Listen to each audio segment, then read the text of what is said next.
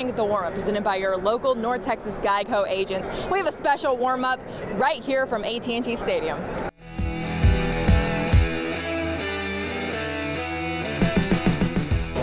Was a great year of football, and some new players on the scene made big names for themselves, like Jesuit, Lancaster, Denton Geyer, Denton Ryan, and more. It's been a great year, but one of the best was Rockwall in their game versus Allen. Friday night, Rockwall and Allen squared off in an instant classic, and it's why it's our game of the week this week. Before the game, Allen paying tribute to number 37, Markel Ellis, their teammate who was shot and killed last Saturday. In the game, Allen would have to try to slow down Rockwall wide receiver Jackson Smith-Njigba. The future Ohio State Buckeye putting on a show. The one-handed touchdown grab, his first of the game. Rockwall's up 7-0. Allen responds. Jordan Johnson, the quick pass out of the backfield. The Jackets are not going to catch him. The first of two first-quarter touchdowns for Johnson. Allen is up 14-7, but Smith-Njigba comes right back. His second touchdown here is his second of 4 in the first quarter. Smith-Njigba finished with 6 total touchdowns in the game. Rockwall's up 14-0. Allen comes all the way back. Raylan Sharp, one of his 6 touchdowns. Allen leads by 7. Rockwall trying to keep pace. Less than 2 minutes left. Braden Locke to Cade Klinkowski. It's a touchdown, and that's when the Jackets decide to go for 2 in the win. J.J. Williams in motion. Ball on the ground. They're going to pitch it to Caden Marshall. Now he's going to have to throw it. He'll throw it in the end zone. Caught! Smith! No, J.J. Williams! J.J. Williams will make the catch! Back to the end zone! Holy cow! Holy cow is right. Rockwall pulls off the upset with the 60-59 thrilling win over Allen. I didn't really want to go to overtime with these guys.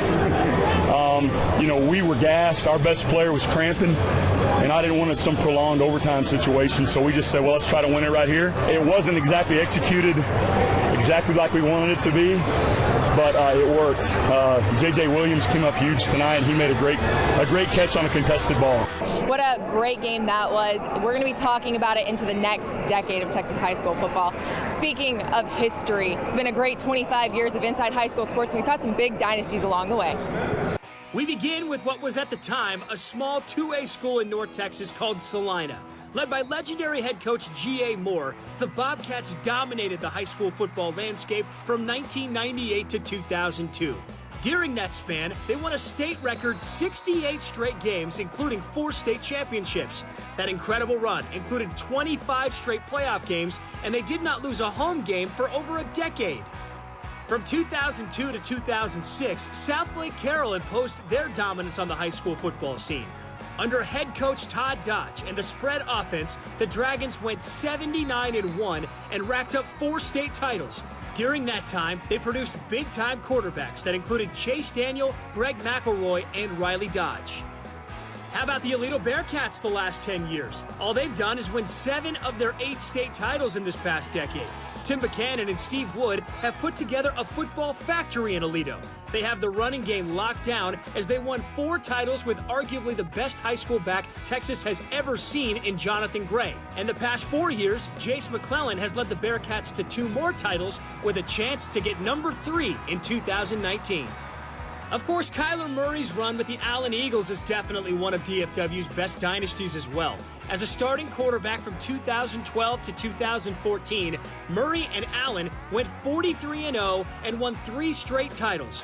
Overall, the Eagles won 57 straight games and cemented themselves as a perennial state power on the gridiron.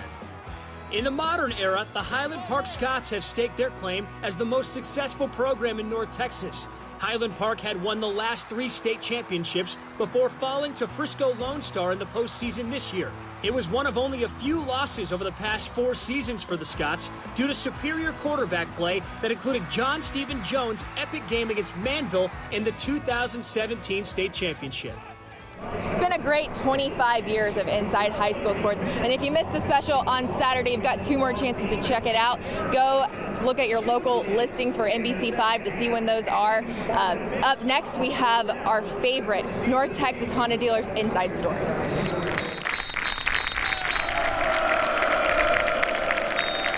Practice is part of the game. But this year, every snap Sit up there and go, go, go. Every step, Give me a good accelerating step out of there. every route run has extra meaning. Come on. At Flower Mound High School, no one understands that more Yeah, senior year, than Carson Winters. last ride, kind of got to play every game like it's our last. Carson's been playing football since elementary school. His parents say it's taught him so much. Lessons about teamwork, lessons about communication, lessons about overcoming adversity. And sometimes you don't realize the importance of it until it's almost gone. Every movement, every step, it was just a horrible pain. Last spring, near the end of practice, I was just sweating a ton, really out of it. Carson caught a pass and took a hit. At first, I thought it was a broken rib. You could tell right away it was something serious. It just didn't feel like any pain I really withstood before, so I knew something was up. When he went down, I could tell he was hurting. I thought maybe he got the wind knocked out of him. From this angle, it doesn't look that bad, but Carson remembers it And the ball's coming right here. step by step. And I had to really jump up and high point it right there. And then as I'm pulling it in, that momentum of my elbow and his contact, just, that's what caused it. It went from a normal football hit to, and he's in the hospital and not feeling very good. Rushed to the emergency room, doctors said he suffered a deep bruise on his lower intestine.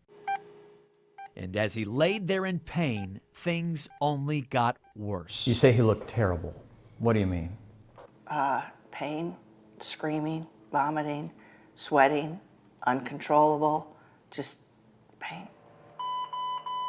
Carson's small intestine eventually ruptured. When they opened him up, there was a gallon of intestinal fluid that had spilled out into that cavity. So all this acid basically is washing all over these organs and intestines, and it's burning everything. Doctors said it was extremely rare. They've never heard of it documented in a sport.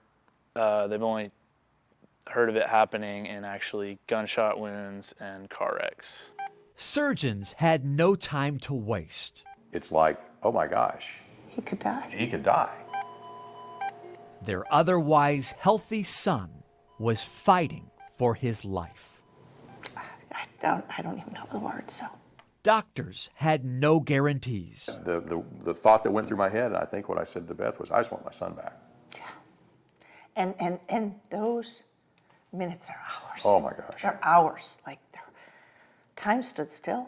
The message that we had gotten that had been passed along from the doctor to the parents and then to us was that, right now we just got to pray. Carson's classmates rallied around him too. They created wristbands. And so it says, number 9, God's got this. The notes and cards he received are now plastered all over his bedroom walls. We've seen the power of prayer and the power of goodness. Finally, after 21 days in the hospital, 10 in ICU, Carson was cleared to leave. He lost nearly 50 pounds. It wasn't necessarily, am I going to play football? It was, what are these long-term effects going to be like? Am I going to walk again? I never really fathomed that he would be back out on the football field again, especially so quick. And Go! Pass complete to Carson Winters. he had a vision for where he wanted to be. Middle! And his parents say it's exactly where he should be. And it's who he is, and he loves it. And I, deep down inside, believe he fought extra hard so that he could do this.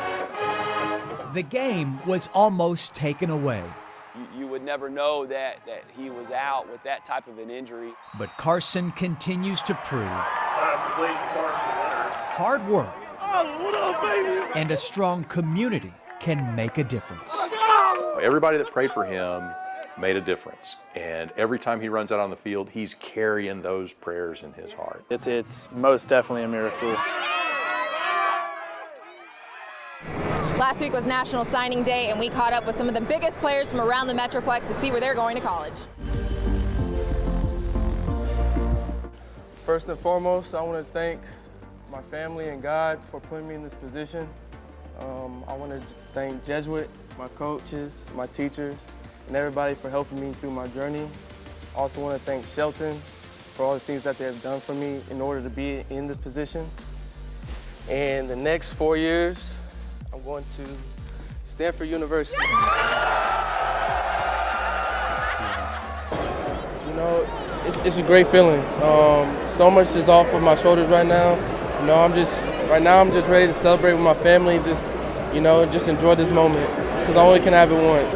It's something new. Nobody in my family has went to Stanford. So, you know, just being able to have the opportunity like this is great. You know, the ability to have so many doors open for me after football, you know, it's a blessing to have. You know, they love my versatility. They see me as a Christian McCaffrey, which I highly respect. But, you know, whatever I can do to help the team out is what I'm going to be. That's what I'm going to do. You know, Stanford, you know, it's a great school. Coach Shaw, the program, you know, it's just amazing. And just being able to just pick their brains and everything like that is going to be amazing.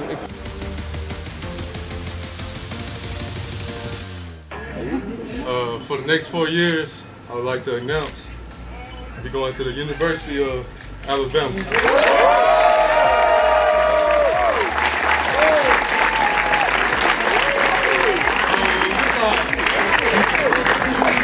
Yeah, it's a great feeling. It's a big relief, you know, just to get this off my chest and go and sign, and just not worry about it again, and just know what school I'm going to, what I'm going to pursue now. You know, Nick Saban's there. You know, he's coaching there. He's a great coach. He pushed everything, and just history of running backs getting pushed into the league and producing.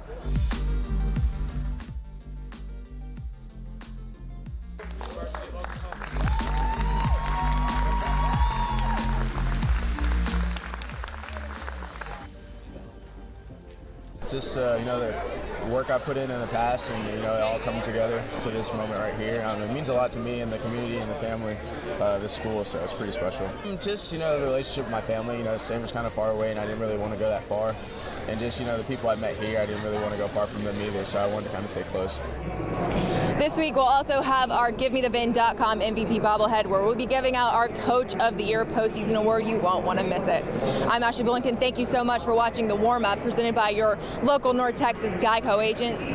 To find the office nearest you, go to geico.com/DFW. For myself and everyone else, Happy New Year and thank you for watching.